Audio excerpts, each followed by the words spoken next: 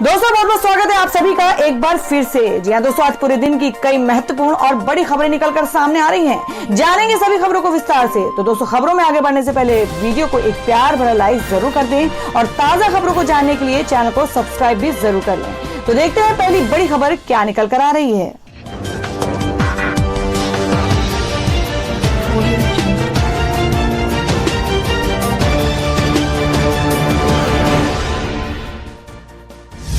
दोस्तों आज की पहली बड़ी खबर बता दें कि रामविलास पासवान की तबीयत ज्यादा खराब, आईसीयू में भर्ती। चिराग ने एलजेपी नेताओं को लिखी मार्मिक चिट्ठी। जी हम बात कर रहे हैं कि लोक जनशक्ति पार्टी एलजेपी के संस्थापक व केंद्रीय मंत्री रामविलास पासवान की तबीयत बिगड़ गई है। इन दिनों वे आईसीयू में भर्ती हैं। उन्हें छोड़कर बिहार आना फिलहाल बेटे चिराग पासवान के लिए संभव नहीं है। अपनी मजबूरी बयां करते हुए एलजेपी सुप्रीमो चिराग पासवान ने पार्टी कार्यकर्ताओं व नेताओं को मार्मिक चिट्ठी लिखी है। उन्होंने ये भी स्पष्ट किया है कि विधानसभा चुनाव को लेकर बिहार के भविष्य व सीटों के तालमेल को लेकर राष्ट्रीय जनतांत्रिक गठबंधन में किसी भी सहयोगी घटक दल से कोई बात नहीं हुई है। अपनी चिट्ठी में चिराग ने लिखा है कि कोरोना संक्रमण काल में लोगों को राशन की परेशानी न हो, इसके लिए उनके पिता अपना रूटीन हेल्थ चेकअप लगातार टालते रहे। इस कारण वे अस्वस्थ हो गए। बीते 3 सप्ताह से वे अस्पताल में हैं। चिराग पासवान ने लिखा कि वे पिता को रोज बीमारी से लड़ते देखकर विचलित हो जाते हैं। पिता पटना जाने के लिए कहते हैं, लेकिन बेटा होने के नाते वे उन्हें इस हाल में आईसीयू में छोड़कर नहीं हट सकते हैं और नहीं तो वे खुद को कभी माफ नहीं कर पाएंगे। और वहीं अगली खबर बता दें कि पूर्व सांसद मोहम्मद शहाबुद्दीन को तिहाड़ जेल से नहीं मिली पेरोल, पिता के अंतिम संस्कार में नहीं हो सकेंगे शामिल। जी हम बात करें कि पूर्व सांसद मोहम्मद शहाबुद्दीन के पिता के अंतिम संस्कार में नहीं शामिल हो पाएंगे। मोहम्मद शहाबुद्दीन लंबी कानूनी प्रक्रिया के चलते तिहाड़ जेल से पेरोल पर छूटकर नहीं आ सके। शहाबुद्दीन के पिता शेख मोहम्मद हसीबुल्ला 90 वर्ष के हो गए थे, जिनका शनिवार को रात निधन हो गया। पूर्व सांसद ने जेल प्रशासन से गुहार लगाई थी कि उन्हें अपने पिता के जनाजे में शामिल होने के लिए पेरोल दी जाए, लेकिन उन्हें ये छूट नहीं दी गई।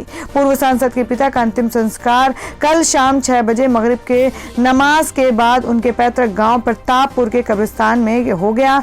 बता दें कि तिहाड़ में बंद पूर्व सांसद मोहम्मद शहाबुद्दीन के पिता शेख मोहम्मद हसीबुल्ला 90 वर्ष के उम्र में उनका शनिवार को रात में निधन हो गया। बड़ी खबर बता दें, चीन को भारत का करारा जवाब। भारतीय सेना ने 6 और चोटियों पर किया कब्जा। जी आपको बता दें कि पूर्वी लद्दाख में भारत चीन के बीच तनाव की स्थिति जारी है। दोनों पक्षों के बीच कई बार बातचीत होने के बावजूद भी हालात में कोई भी नरमी नहीं आई है। इस बीच पिछले 3 हफ्तों में चीन को भारतीय सेना ने करारा जवाब दिया है। सेना ने पूर्वी लद्दाख की वास्तविक नियंत्रण रेखा LAC पर 6 नई अहम चोटियों पर अपना कब्जा जमा लिया है। इससे पड़ोसी देश को झटका लगते हुए भारत को बढ़त हासिल हो गई है। सरकार के शीर्ष सूत्रों ने बताया कि 29 अगस्त से लेकर सितंबर महीने के दूसरे हफ्ते तक भारतीय सेना ने 6 नई चोटियों पर कब्जा किया है। उन्होंने कहा, हमारे जवानों द्वारा कब्जे में ली गई चोटियों के नाम है दमागर हिल, गुरुंग हिल, रेचेन ला, मोखपारी और फिंगर 4 के पास के प्रमुख चोटी शामिल है। सूत्रों ने बताया कि चीनी सेना की नजर इन चोटियों पर थी, लेकिन भारतीय जवानों ने उससे पहले ही इन पर अपना कब्जा जमा लिया। इससे अब चीन के मुकाबले भारत को बढ़त हासिल हो गई। सूत्रों ने कहा कि चीनी सेना की ऊंचाइयों पर कब्जे की कोशिशों को नाकाम करते हुए पैंगोंग के उत्तरी तट से झील के दक्षिणी किनारे तक कम से कम 3 मौके पर हवा में गोलियां चलाई गई हैं। और वहीं अगली खबर बता दें कि भारत में अभी टला नहीं है कोविड-19 का खतरा। कुछ राज्यों ने लगाया लॉकडाउन तो कुछ ने धारा 144। जी हां आपको बता दें कि कोरोना वायरस महामारी के कारण पहले लॉकडाउन और अब अनलॉक 4 की प्रक्रिया पूरे देश में चल रही है। मेट्रो, ट्रेन और अन्य सेवाओं को संचालन दोबारा से नियमित तौर पर शुरू हो गया है। हालांकि इन सबके बीच डराने वाली बात यह है कि भारत में कोरोना वायरस का आंकड़ा तेजी से बढ़ रहा है। देश में कोरोना संक्रमितों का आंकड़ा 54 लाख के पार पहुंच गया है। बढ़ते आंकड़ों के बीच कुछ राज्यों ने अपने यहाँ लॉकडाउन को दोबारा से लागू करने की घोषणा कर दी है और वहीं कुछ राज्यों ने कोरोना संक्रमित मरीजों की संख्या को देखते हुए धारा 144 लागू करने का फैसला लिया है। आपको बता दें कि ऐसे कौन से राज्य हैं जिसमें से चंडीगढ़ में पंजाब के सभी नगर निगम पूरे सितंबर में रविवार के लॉकडाउन का निरीक्षण कर रहे हैं। हालांकि ये लॉकडाउन अगस्त में शनिवार और रविवार को था। और वहीं छत्तीसगढ़ में कोरोना के मामले तेजी से बढ़ रहे हैं। राज्य सरकार ने स्थिति को देखते हुए रायपुर समेत कई प्रमुख शहरों में एक बार फिर 21 सितंबर की रात 9 बजे से 28 सितंबर की रात 12 बजे तक पूर्ण लॉकडाउन लागू करने का फैसला लिया है। राज्य सरकार द्वारा जारी किए गए आदेश के मुताबिक रायपुर में लॉकडाउन के दौरान सिर्फ दूध, मेडिकल और पेट्रोल पंप को निर्धारित समय तक खोलने की इजाजत दी जाएगी। और वहीं मुंबई में कोरोना संक्रमित मरीजों के आंकड़ों में महाराष्ट्र देश का टॉप राज्य रहा है। संक्रमण के तेजी से ऊपर जाते ग्राफ के बीच सरकार ने महाराष्ट्र की राजधानी मुंबई में धारा 144 लागू करने का फैसला लिया है। सरकार द्वारा मुंबई पुलिस को निर्देश दिए गए हैं कि 4 से ज्यादा लोगों के एक साथ बाहर निकलने पर सख्त एक्शन लिया जाए। इसके अलावा बिना किसी कारण रात को घूमने वाले लोगों पर भी एक्शन लिया जाएगा। आदेश के अनुसार मुंबई में धारा 144 30 सितंबर तक लागू रहेगा।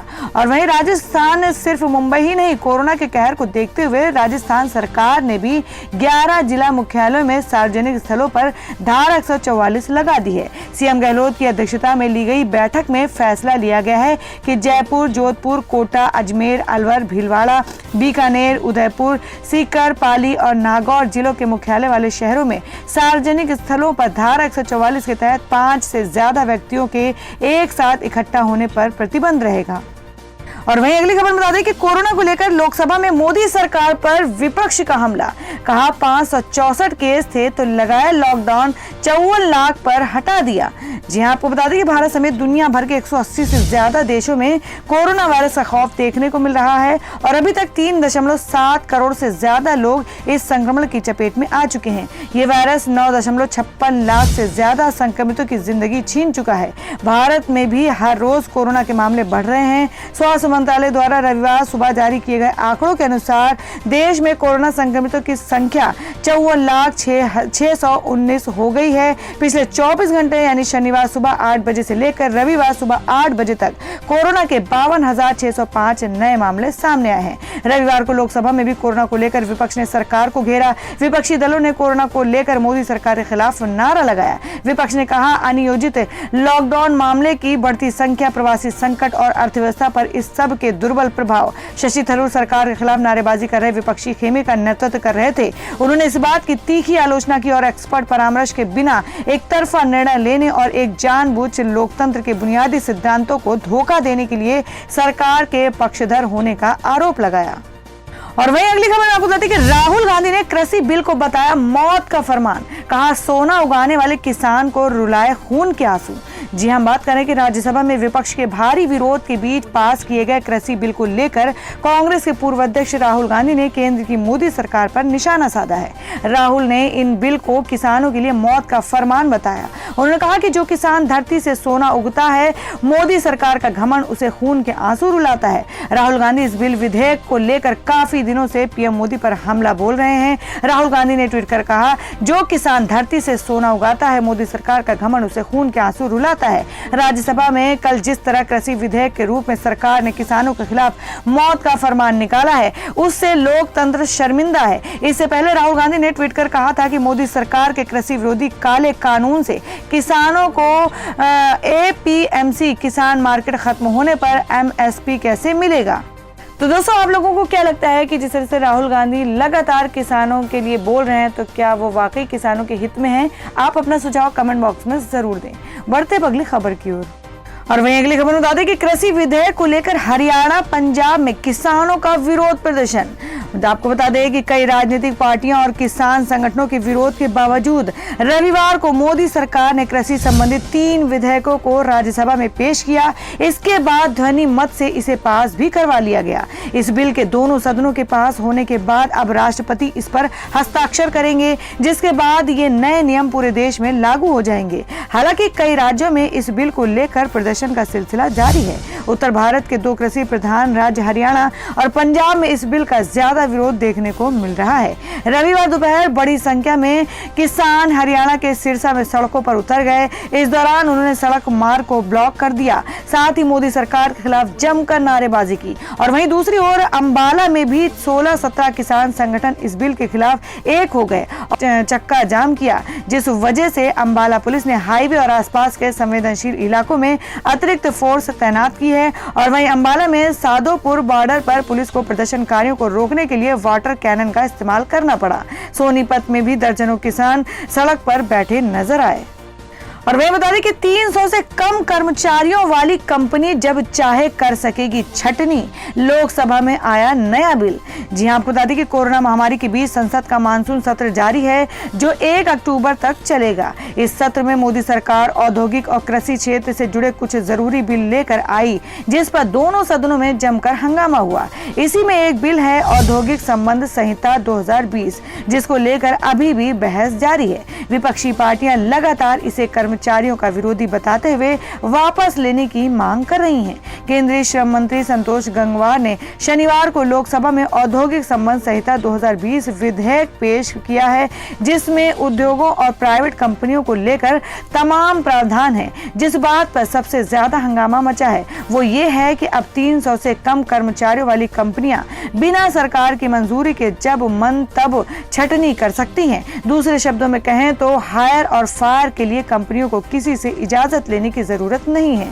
तो दोस्तों, खबरों में आगे बढ़ने से पहले जान लेते हैं आज के माइंड क्विज के सवाल को। आज का सवाल आपको बताना है कि भारत का सबसे अधिक आबादी वाला बड़ा शहर कौन सा है। इसका जवाब आपको वीडियो के नीचे कमेंट बॉक्स में देना है और सही जवाब देने वाले को रैंडमली सिलेक्ट किया जाएगा और वो जीत सकते एक बम्पर पुरस्कार।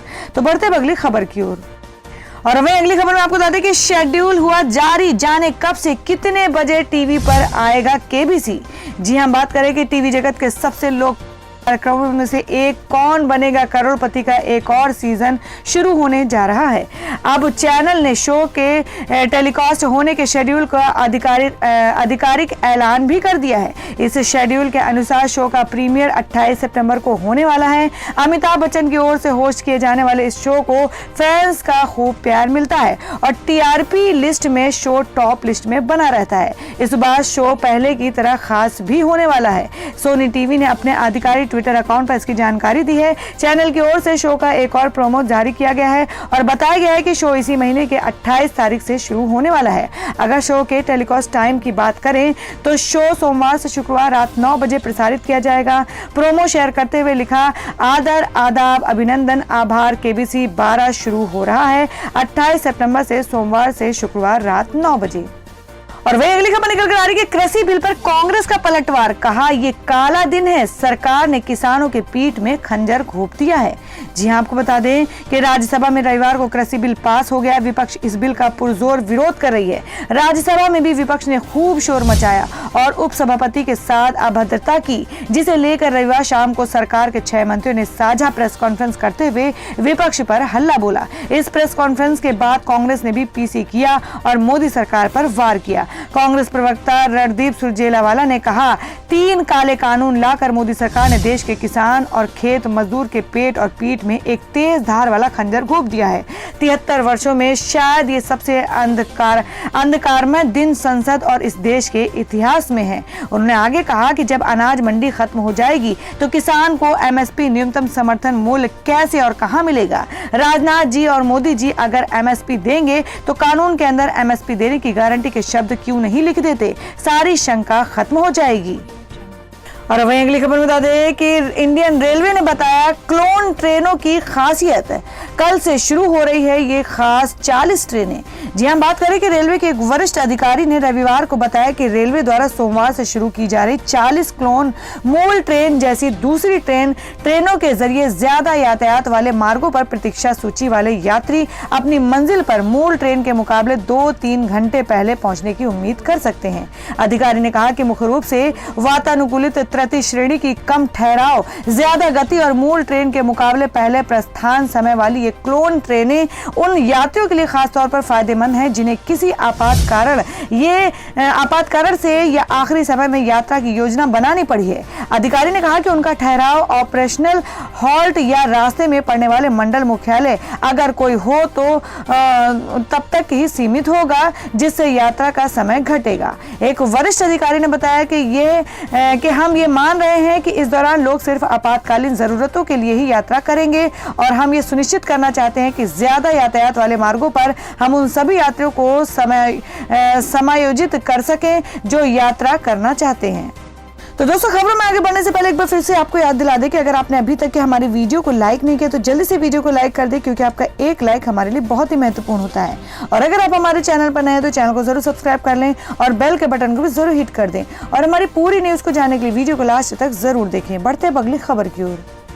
और वहीं अगली खबर में आपको बता दें कि सरकार ने लिया बड़ा फैसला, दशहरा और दिवाली से पहले महंगी हो जाएंगे एलईडी टीवी खरीदना। जी, हम बात कर रहे हैं कि अगर कलर टेलीविजन खरीदने की तैयारी में हैं तो 1 अक्टूबर से पहले खरीदना फायदेमंद हो सकता है, क्योंकि सरकार के एक फैसले से कीमतें बढ़ने की आशंका है। मिली जानकारी के मुताबिक केंद्र सरकार ने ओपन सेल के इंपोर्ट पर 5% कस्टम ड्यूटी छूट को 30 सितंबर से हटाने का फैसला किया है। माना जा रहा है कि इस फैसले से टीवी खरीदना महंगा हो सकता है। आपको बता दें कि कलर टेलीविजन के लिए ओपन सेल सबसे जरूरी पार्ट होता है। एलईडी टीवी में ओपन सेल पिक्चर ट्यूब जैसा काम करता है, जिसका उत्पादन भारत में नहीं होता है। टीवी बनाने वाली कंपनियां ओपन सेल का आयात करती हैं, जिस पर अभी कोई शुल्क नहीं लगता है, लेकिन ओपन सेल के आयात पर सरकार अक्टूबर से 5% शुल्क लगेगा। कंपनियों का दावा है कि सरकार के फैसले से टीवी की कीमत 600 से 1500 रुपए तक बढ़ सकती है, लेकिन सरकार का कहना है कि इस फैसले से सिर्फ 150 और 250 रुपए तक का असर होगा। देश में उत्पादन बढ़े इसलिए ड्यूटी में छूट और टीवी सेट के इंपोर्ट पर रोक लगाई है। और वहीं अगली खबर निकल कर आ रही कि कोरोना काल में गरीबों को राहत, सरकार का ऐलान, बगैर राशन कार्ड ऐसे मिलेगा फ्री में अनाज। जी हां, आपको बता दें कि कोरोना वायरस महामारी के बढ़ते कहर के बीच एक बार फिर से मोदी सरकार ने प्रवासी मजदूरों समेत सभी गरीब वर्ग के लोगों को फ्री में राशन देने की योजना को नवंबर तक के लिए 3 महीने आगे बढ़ा दिया है। केंद्र सरकार ने उस समय ये भी कहा था कि जिनके पास राशन कार्ड नहीं है उन लोगों को 5 किलो मुफ्त गेहूं या चावल और 1 किलो दाल दिया जाएगा। आपको बता दें कि केंद्र सरकार के निर्देश पर राज्य सरकारें जिनके पास राशन कार्ड नहीं है उन्हें पिछले 3 महीनों से राशन दिया जा रहा है। ऐसे में जिन लोगों के पास राशन कार्ड नहीं है वे भी नवंबर तक इस योजना का लाभ उठा सकेंगे। इस योजना के तहत घोषणा की गई है कि 30 जून 2020 को राष्ट्र के नाम अपने संबोधन में पीएम मोदी ने देश की मौजूदा परिस्थितियों और त्योहारों को ध्यान में रखते हुए अगले 5 महीने यानी नवंबर 2020 तक प्रधानमंत्री गरीब कल्याण योजना का विस्तार किया है। आने वाले महीने देश के 80 करोड़ से अधिक लाभार्थियों को उनकी मासिक पात्रता के अलावा प्रति व्यक्ति 5 किलोग्राम गेहूं या चावल, परिवार को 1 किलोग्राम चना देना जारी रखेगा। और वहीं अगली खबर बता दें कि 30 सितंबर से 2020 को खत्म हो रहा है मुफ्त गैस सिलेंडर पाने का मौका, ऐसे करवाएं उज्ज्वला योजना में रजिस्ट्रेशन। जी हां, बात करें कि प्रधानमंत्री उज्ज्वला योजना के तहत 14.2 किलोग्राम वजन वाले 3 सिलेंडर हितग्राहियों को दिए जाएंगे। 1 महीने में 1 ही सिलेंडर मुफ्त में दिया जाएगा। सरकार के इस कदम से खास तौर पर गरीब महिलाओं को बड़ी राहत मिली है, लेकिन अब मुफ्त गैस सिलेंडर 30 सितंबर 2020 को खत्म हो रही है। प्रधानमंत्री उज्ज्वला योजना के लिए रजिस्ट्रेशन करवाना बेहद आसान है। इसके तहत गैस कनेक्शन लेने के लिए बीपीएल परिवार की कोई महिला आवेदन कर सकती है। वहीं आप खुद इस योजना से जुड़ी आधिकारिक वेबसाइट pmujjwalaYojana.com पर जाकर अपना रजिस्ट्रेशन करा सकते हैं। सबसे पहले pmujjwalaYojana.com पर जाएं। इस वेबसाइट पर होम पेज खुल जाएगा। यहाँ आपको डाउनलोड फॉर्म पर क्लिक करना होगा। आपके सामने एक फॉर्म खुल जाएगा। आप अपना फॉर्म डाउनलोड कर ले और डाउनलोड करने के बाद आप फॉर्म के आवेदन का नाम, तारीख, स्थान, सभी जानकारी भरें। इसके बाद अपने पास वाले एलपीजी केंद्र पर जमा करा दें। इसके बाद डॉक्यूमेंट वेरीफाई होने के बाद आपको एलपीजी गैस कनेक्शन मिल जाएगा। तो दोस्तों, ये थी अब तक की सभी बड़ी खबरों की अपडेट्स। टुडे ब्रेकिंग न्यूज और लेटेस्ट खबरों को देखने के लिए हमारे चैनल को सब्सक्राइब जरूर कर लें, वीडियो को लाइक और शेयर भी जरूर कर दें अपने दोस्तों और रिलेटिव्स के साथ। तो दोस्तों, फिर मिलेंगे काम की खबरों और सरकारी योजनाओं की एक और नई वीडियो के साथ। तब तक के लिए धन्यवाद दोस्तों।